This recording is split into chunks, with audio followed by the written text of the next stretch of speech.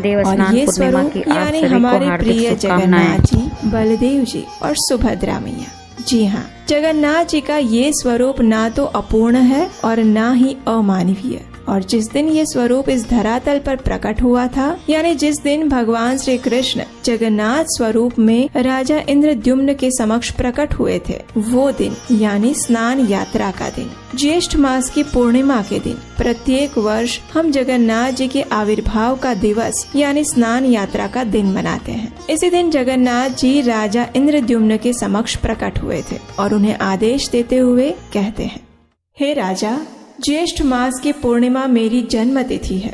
उस दिन तुम विधि विधान के अनुसार मेरे महास्नान की तैयारी करवाओ।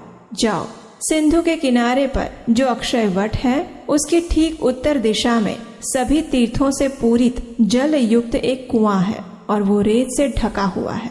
अपने सैनिकों से कहो उसकी खोज करें और उसके जल से मेरे स्नान की तैयारी करवाओ। लेकिन उससे पूर्व रक्षक, क्षेत्रपाल और दिक्पालों की सहायता से वैदिक विधि अनुसार शंख, कहाल, मूरज इत्यादि वाद्य यंत्रों की ध्वनि के साथ उस कुएं का संस्कार करवाओ और उसके बाद सर्व तीर्थमय जल से मुझे प्रातः काल में स्नान करवाओ और इस परंपरा को आने वाले समय में भी यथावत रखी जाए।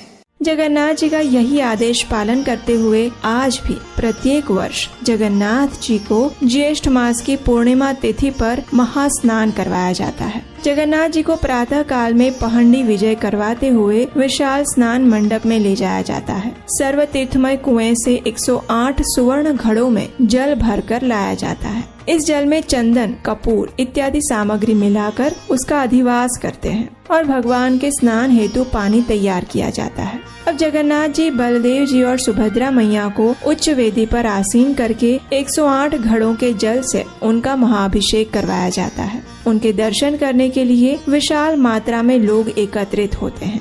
स्नान के पश्चात जगन्नाथ जी को एक विशेष गजवेश या हाथी के वेश में सजाया जाता है। उस समय सभी लोग भगवान के नजदीक जाकर उन्हें आलिंगन करके दर्शन कर सकते हैं। और आप जानते हैं कि ये वेश उन्हें क्यों पहनाया जाता है? तो उसके पीछे भी एक रोचक और सुंदर महाअभिषेक और गजवेश धारण करवा के जगन्नाथ जी, बलदेव जी और सुभद्रा मैया को स्वादिष्ट विशाल भोग अर्पित किया जाता है। और बस फिर इतना स्नान करने के बाद, इतना भारी मात्रा में भोग लेने के बाद फिर जगन्नाथ जी 15 दिनों के लिए बीमार पड़ जाते हैं और फिर वो समय वे अपनी पत्नी लक्ष्मी देवी के साथ व्यतीत करते हैं। 15 दिन के इस कार्यकाल को अनावसर कहा जाता है, जिसमें जगन्नाथ जी को बीमारी से ठीक करने के लिए कड़वी दवाइयाँ और काढ़ा पिलाया जाता है। और फिर जैसे ही वे ठीक होकर बाहर आते हैं तो तभी उन्हें इच्छा होती है नगर भ्रमण करने की, क्योंकि इतने दिन से घर में थे तो थोड़ा बाहर घूमने का मन भी करता है। तो बस जब वे बाहर नगर चर्चा देखने को जा रहे हैं, वही दिन है रथ यात्रा का,